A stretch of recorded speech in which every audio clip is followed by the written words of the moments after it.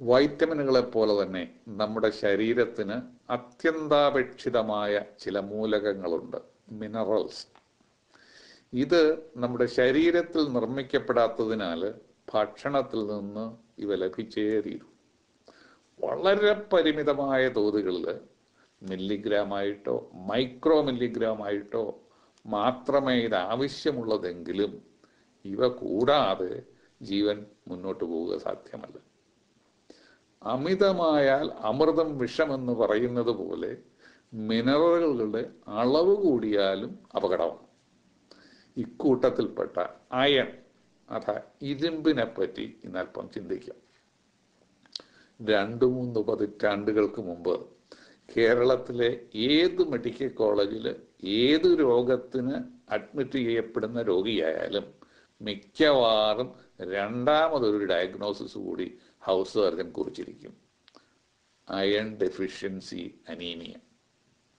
ശരീരത്തിൽ അയണിന്റെ അംശം കുറയുന്നതിൽ നിന്നുണ്ടാകുന്ന രക്തക്കുറവ്, ഹുക്കൂവം, കൊക്കപ്പുഴു ഇൻഫെക്ഷൻ പോലെയുള്ള രോഗങ്ങൾ, സ്ത്രീകളിലെ അമിതമായി ആർത്തവ രക്തം പോകുന്നത്, സമീകൃതമല്ലാത്ത ഭക്ഷണത്തിൻ്റെ അപര്യാപ്തത, ഇവ തുടങ്ങി ഇടയ്ക്കിടയ്ക്ക് ബ്ലീഡ് ചെയ്തുകൊണ്ടിരിക്കുന്ന അർശസ് വരെ ഇതിന് കാരണമാകാറുണ്ടായിരുന്നു.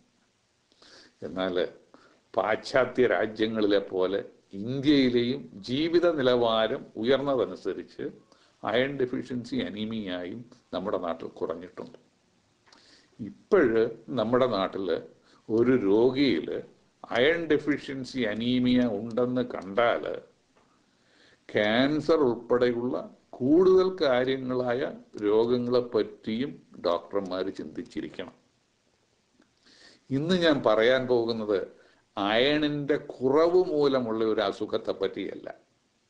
അയൺ ശരീരത്തിൽ കൂടിപ്പോയാൽ വർദ്ധിച്ചാൽ ഉണ്ടാകുന്ന ഒരു അസുഖത്തെ പറ്റിയാണ്, ഹീമോക്രൊമറ്റോസിസ്. ശരീരത്തിൽ അയണിന്റെ അംശം കുറവില്ലാത്ത ഒരാള് കൂടുതൽ അയൺ ഭക്ഷണത്തിലൂടെ കഴിച്ചാൽ ഏകദേശം 1 മില്ലിഗ്രാം ദിവസവും കുടലിൽ നിന്ന് അബ്സോർബ് ചെയ്യപ്പെട്ട ശേഷം ബാക്കി വരുന്ന അയൺ മുഴുവൻ നമ്മുടെ കുടല് പുറത്ത് കളഞ്ഞുകൊള്ളും.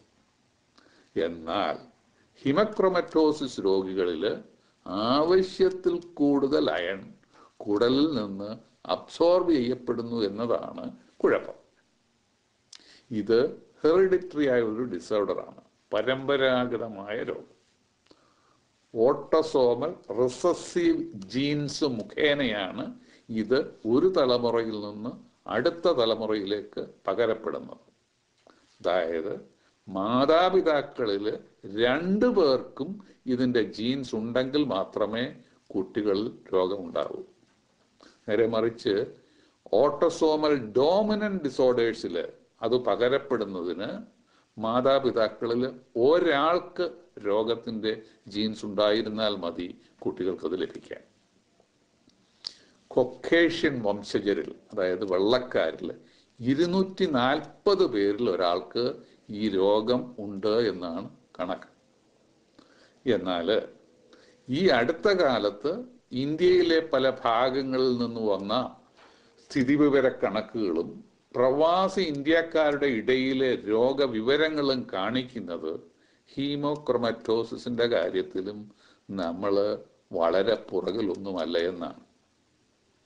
മലയാളികൾ ഉൾപ്പെട്ട ഇന്ത്യക്കാരുടെ തൊലി അതിൻ്റെ നിറം എന്തായിരുന്നാലും ജാനിക പരിഗണന അനുസരിച്ച് മുഖ്യമായും നാം ഒരു കൊക്കേഷ്യൻ വംശജരാണ് എന്നതാവാം ഇതിന് കാരണം. പുരുഷന്മാരിൽ 40 വയസ്സിന് ശേഷവും സ്ത്രീകളിൽ 60 വയസ്സിന് ശേഷവുമാണ് ഈ രോഗം പ്രത്യക്ഷപ്പെടുന്നത്. അധികമായി അബ്സോർബ് ചെയ്യപ്പെടുന്ന അയൺ ശരീരത്തിന്റെ വിവിധ ഭാഗങ്ങളിൽ ഡെപ്പോസിറ്റ് ചെയ്യപ്പെടുന്നതിനാലാണ് രോഗലക്ഷണങ്ങൾ പ്രത്യക്ഷപ്പെടുന്നത്. ത്വക്കിൽ കൂടുതൽ അയൺ ഡെപ്പോസിറ്റ് ചെയ്യുമ്പോൾ കറുത്ത നിറവും പാടുമെല്ലാം ഉണ്ടാകും. അയൺ ജോയിന്റുകളിൽ ഡെപ്പോസിറ്റ് ചെയ്യപ്പെടുമ്പോൾ സന്ധിവേദന അനുഭവപ്പെടും. ലിവറിൽ കൂടുതൽ അയൺ ഡെപ്പോസിറ്റ് ചെയ്യപ്പെട്ടാൽ ലിവർ സിറോസിസും ലിവർ ക്യാൻസർ തന്നെയും ഉണ്ടാകാം. ഹൃദയപേശികളിൽ അധികമായി അയൺ ഡെപ്പോസിറ്റ് ചെയ്യപ്പെട്ടാൽ ഹാർട്ട് ഫെയിലിയർ സംഭവിക്കാം. പുരുഷന്മാരുടെ ടെസ്റ്റിസിൽ കൂടുതൽ അയൺ ഡെപ്പോസിറ്റ് ചെയ്യപ്പെടുമ്പോൾ ലൈംഗികമായ ശക്തി പെട്ടെന്ന് നഷ്ടപ്പെടുന്നു. പല രോഗികളിലും, പല ഹീമോക്രമറ്റോസിസ് രോഗികളിലും പലപ്പോഴും രോഗലക്ഷണങ്ങൾ ഒന്നും തന്നെ ഉണ്ടായില്ല എന്നും വരാം. രക്തപരിശോധനയിലൂടെയാണ് രോഗനിശ്ചയം നടത്തുന്നത്. Iron level, ferritin level, total iron binding capacity, transferrin saturation തുടങ്ങിയ സാധാരണ ബ്ലഡ് ടെസ്റ്റുകൾ ധാരാളം മതിയാകും ഒരു ഡയഗ്നോസിസിലെത്താൻ. എന്നാൽ അപൂർവമായി ലിവർ ബയോപ്സിയും രോഗനിർണയത്തിന് ആവശ്യമായി വന്നേക്കാം. ചികിത്സ പ്രധാനമായും ശരീരത്തിൽ നിന്ന് രക്തമെടുത്ത് മാറ്റുക എന്നതാണ്. കുറച്ചു കാലത്തേക്ക് ആഴ്ചയിൽ 1-2 തവണയും അതിനുശേഷം 3-4 മാസങ്ങൾക്കിടയിൽ 1 തവണയും ഓരോ കുപ്പി രക്തം എടുത്തു മാറ്റിയാൽ ഈ രോഗികളിൽ ഒരു നല്ല പങ്ക് ആളുകൾക്ക് രോഗം നിയന്ത്രിക്കുവാനായിട്ട് സാധിക്കും. വളരെ അപൂർവമായി കീലേറ്റിംഗ് ഗ്രൂപ്പ്സിൽപ്പെട്ട മരുന്നുകളും ഉപയോഗിക്കേണ്ടതായി വന്നേക്കാം. രക്തമെടുത്തു മാറ്റുന്ന കാര്യം പറഞ്ഞപ്പോഴാണ് മറ്റൊരു കാര്യം എൻ്റെ ഓർമ്മയിലെത്തിയത്. അമേരിക്കയിൽ കുടിയേറിപ്പാർത്ത 1ാം തലമുറക്കാരായ മലയാളികളും ഇവിടെ ജനിച്ചു വളർന്ന അവരുടെ 2ാമത്തെ തലമുറയുമായും ഒരു വ്യത്യാസം ഞാൻ പലപ്പോഴും കാണാറുണ്ട്. നമ്മുടെ ചെറുപ്പക്കാരിൽ നല്ല പങ്കും പരപ്രേരണ ഒന്നും കൂടാതെ 3-4 മാസത്തിനിടയിൽ ബ്ലഡ് ബാങ്കിലെത്തി രക്തം ദാനം ചെയ്യുന്നതായി കാണാം. വളരെ അപൂർവമായി മാത്രമേ കേരളത്തിൽ ജനിച്ചു വളർന്ന ഒരു മലയാളി അവൻ അമേരിക്കയിൽ സ്ഥിരതാമസമാക്കിയിട്ട് എത്ര വർഷം കഴിഞ്ഞാലും രക്തദാനത്തിനായി സ്വമേധയായി എത്തുന്നതായി കാണുന്നത്. വർഷങ്ങൾക്ക് മുമ്പ് കേരളത്തിലെ ബ്ലഡ് ബാങ്കുകളിൽ കാണാറുണ്ടായിരുന്ന ഒരു ദൃശ്യം പലപ്പോഴും എൻ്റെ മനസ്സിൽ ഓടിയെത്താറുണ്ട്. വളരെ സമ്പന്നനായ ഒരു വ്യക്തിക്ക് ഒരു ഓപ്പറേഷൻ വേണം, അതിന് രക്തം ആവശ്യമായി വരുന്നു. അയാളുടെ തടിമാടന്മാരായ മക്കള് ദാരിദ്ര്യം മൂലം സ്ഥിരം രക്തദാനിയായി തീർന്ന ഒരു ബ്ലഡ് ഡോണറെയും കൂട്ടിയെത്തുന്നു രക്തമെടുക്കാൻ. കൃഷകാത്രനും പട്ടിണിക്കാരനും പലപ്പോഴും രോഗിയുമായ ഈ ബ്ലഡ് ഡോണറെ കാണുമ്പോൾ രോഗിയുടെ കുറച്ച് രക്തമെടുത്ത് യക്ക് കൊടുക്കണമെന്ന് എനിക്ക് തോന്നിയിട്ടുണ്ട്. രക്തദാനത്തിൻ്റെ ആവശ്യകത മലയാളിയുടെ സാമൂഹ്യ മനസാക്ഷിയിൽ ഇന്നും പതിഞ്ഞിട്ടില്ല എന്ന് തോന്നുന്നു. ഒരിക്കൽ ആശുപത്രിയിൽ എൻ്റെ അമേരിക്കക്കാരനായ ഒരു രോഗിയെ ചെറുപ്പക്കാരിയായ ഇന്ത്യൻ റെസിഡന്റ് ഡോക്ടർ ചെന്ന് വളരെ ദീർഘമായ ഒരു മെഡിക്കൽ ഹിസ്റ്ററി എടുത്തേച്ച് പോയപ്പോൾ അയാളെ മുഖം ഓർമ്മിച്ചിരിക്കുന്നത് കണ്ടു. ഞാൻ എന്ത് പറ്റിയെന്ന് ചോദിച്ചപ്പോൾ അയാൾ പറഞ്ഞു, ആ ചെറുപ്പക്കാരി ഡോക്ടർ എന്നോട് ചോദിച്ചു, do you suffer from piles or haemorrhoids? അയാൾ തുടർന്നു, I have piles, but what does she think?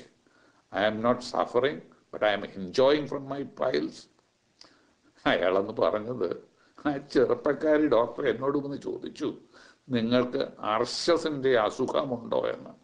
ഞാനെന്ത് പറയണം? എൻ്റെ അർശസ് കൊണ്ട് എനിക്ക് അസുഖമല്ല സുഖമുണ്ടെന്ന് പറയണോ? അർശസിൽ നിന്ന് രക്തം നഷ്ടപ്പെടാത്തവര്, ആരോഗ്യവാന്മാര്, ഹീമോക്രമറ്റോസിസ് ഉണ്ടെങ്കിലും ഇല്ലെങ്കിലും 3-4 മാസം കൂടുമ്പോൾ ഒരു കുപ്പി രക്തം ബ്ലഡ് ബാങ്കിൽ പോയി ദാനം ചെയ്യുന്നത് നല്ലതാണ്. അതുകൊണ്ട് ഈ ലോകത്തിലും പരലോകത്തിലും പുണ്യം ലഭിച്ചേക്കും. ഇത് ചിക്കാഗോയിൽ നിന്ന് ഡോക്ടർ റോയ് പി തോമസ്. വരുന്ന ആഴ്ചയും ഇതേ സമയം വീണ്ടും കാണാം. Okay, thank you.